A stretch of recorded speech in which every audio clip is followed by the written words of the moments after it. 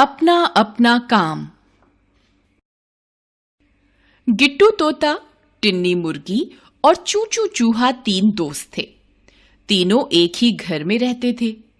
गिट्टू तोता जंगल से फल और नदी से पानी लाता था।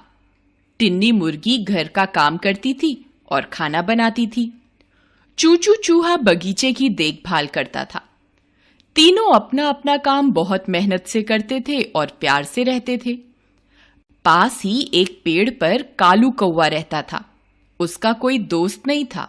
उसको सब काम अकेले करना पड़ता था। उसको तोते और मुर्गी की दोस्ती अच्छी नहीं लगती थी। एक दिन गिट्टू तोता फल लाने गया। रास्ते में कालू कौवा मिला। कालू कौवा बोला, गिट्टू भैया, तुम बहुत सीधे हो। वे मुर्गी और चूहा तो सारा दिन घर में रहते हैं, कुछ भी काम नहीं करते और तुमसे नौकर की तरह काम कराते हैं। मुझे तो बहुत दुख होता है, बेचारा गिट्टू। ऐसा कहकर कालू कौवा उड़ गया। गिट्टू सोचने लगा, शायद यह ठीक ही कहता है। मैं क्यों काम करूं? मैं क्या नौकर हूं? ऐसा सोचकर गिट्टू घर आ गया। उसने टिन्नी से कहा, मैं कोई काम नहीं करूंगा। मैं क्या तुम्हारा नौकर हूं?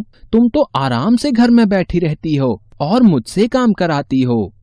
टिन्नी बोली, अच्छा तुम ऐसा सोचते हो तो कल से तुम घर का काम करो, मैं पानी लाऊंगी। अगले दिन टिन्नी पानी लाने गई। चूचू बगीचे से सब्जी लाने गया। गिट्टू खाना बनाने लगा। उसको खाना बनाना तो आता नहीं था।